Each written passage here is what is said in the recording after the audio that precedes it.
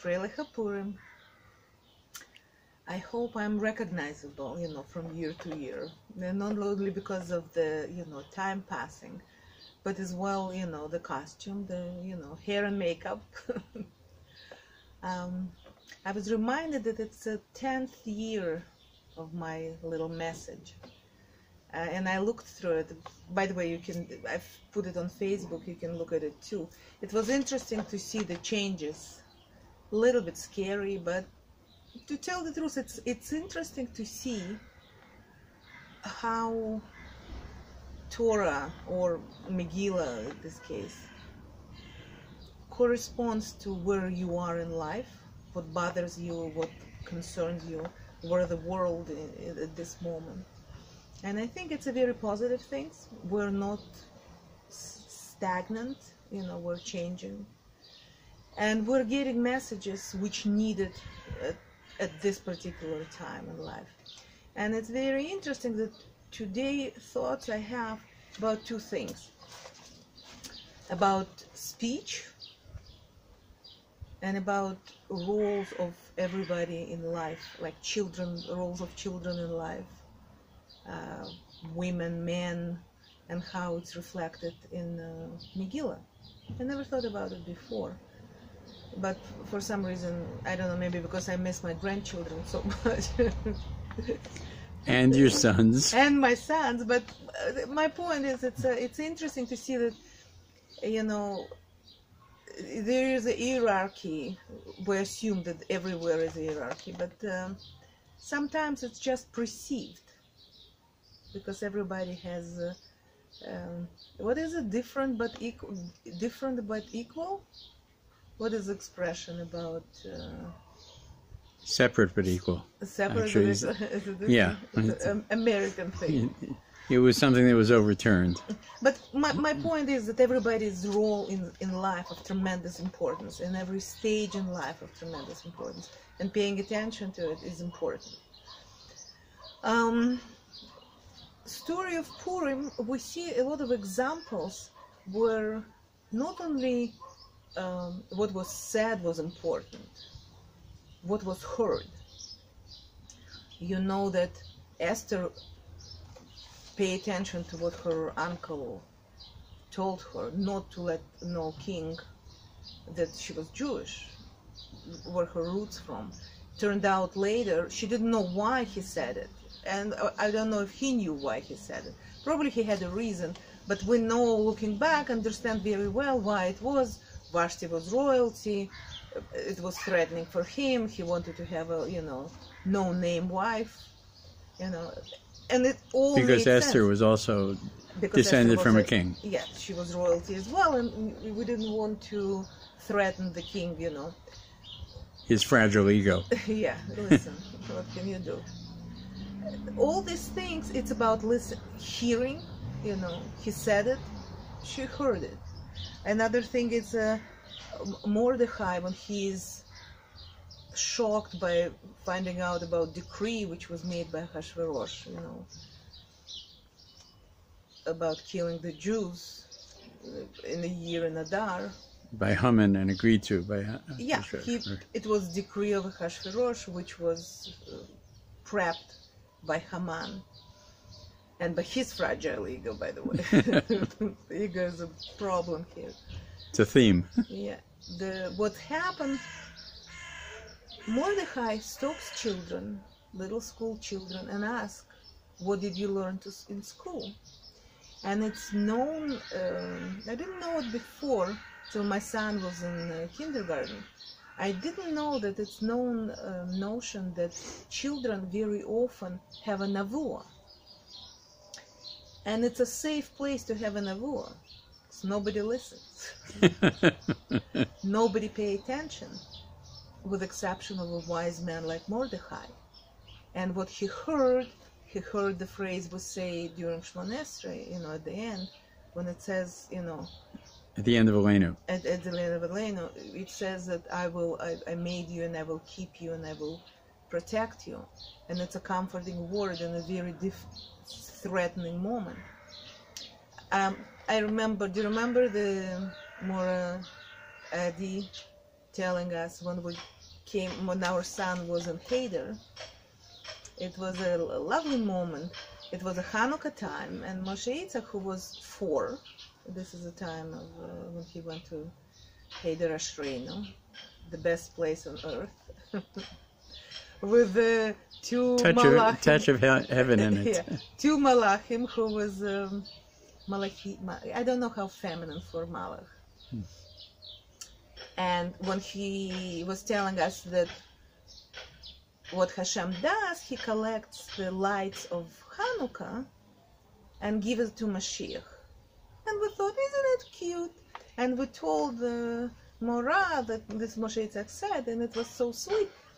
She didn't claim that it's something they taught them. She said, oh, children usually have a nevuah, sometimes have a nevuah. And when we brought these words to our Rav, to Rabbi Kubayev, he should be strong and healthy for many, many years, he said, oh, there is, in Talmud, there is a Gemara about the lights, primordial lights, which is part of lights of Hanukkah, and they're going to be revealed again in Messianic times. And we were like, okay, what else he can say? Let's sometimes listen. And this is my point, that usually we are, the Homo sapiens in Jewish tradition is not called Homo sapiens, which is, it's like 18th century system of nature was created, and the pinnacle of this system was Homo sapiens, which is supposedly human who has a brain. Okay, wise men have a consciousness. In Jewish tradition, it's speaking man, medaber. And it's not always goes together, by the way. What doesn't go together? Speaking and being wise, But what's interesting, what can happen, the person who listens to somebody, thank you very much, my crows added something. When somebody's speaking, it's not necessarily his wisdom. He might be channeling something, like in case of children. Or he's saying something that it's for you to hear and try to discern. It's not necessarily you're listening to somebody in order to deflect. You hear what they're saying in order to find the best way, and you sit and find this, something like a hook which you can bring against him. Maybe sometimes it's just paying attention to what another person's saying in order to maybe hear. I am guilty. Mm-hmm. Not always I hear. Even very often when I speak, I want to bring something good, to share something which I think person needs. And very often it doesn't reach the goal. And it's I have to work on it, and now I'm reaching the age of I think I don't know what is 60. 50, Mm-hmm. you have a right to give advice. I don't remember what's 60. At 60, people have to listen to it. But it's important that maybe your advice not as much needed as ability to person to receive it. And it depends how good you can hear. I was thinking about another thing. Relationships are built on not only on what's said, which is important, whatever is said, because you can actually hurt somebody with a word, but it's what was listened, what was heard. And I was, we all know that world was created with 10 expressions, Statements. 10 statements. We actually continue doing it. we as human who speak, we continue creating and destroying words without words. Worlds without words. And I think we have to be very careful in our private life. And now, because I'm surrounded by political, the political situation in America, in Israel, in Canada, you can see what's happening. That people think that you can say anything, the horrible things you can say, and then after, campaign is over, it can disappear or like dissolve somehow. This energy of destruction stays. So it's not just in your private life. It's not in your private. I think in the public life. Social media has made your private life a public life. It's an interesting point. I'm using it hopefully for a good. But it's a tremendous message to see what you're saying and try to hear what comes to you. Chafetz Chaim is pointing importance, of Shmira HaLashon. Lashon, it's a speech. And guarding your speech. Shmira is guarding? Shmira is guarding of tremendous importance. They say it's the two gates, the hard gates and the soft gates, your teeth and your... Because speech of tremendous importance. And I try to understand what is in Megillah examples of this. For example, the wife of Haman, with her speech on regular basis, first he set up him for failure, tell him go and deal with Mordechai. If it bothers you so much, do something about it. And bringing his, pretty much death of not only her children.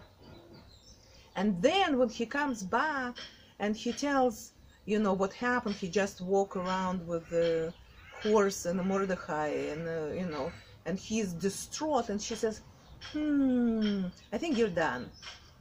You got entangled with the Jew, and it's not gonna. Woman, okay, tell him, okay, let's change maybe policy, let's go apologize, try to do something about it.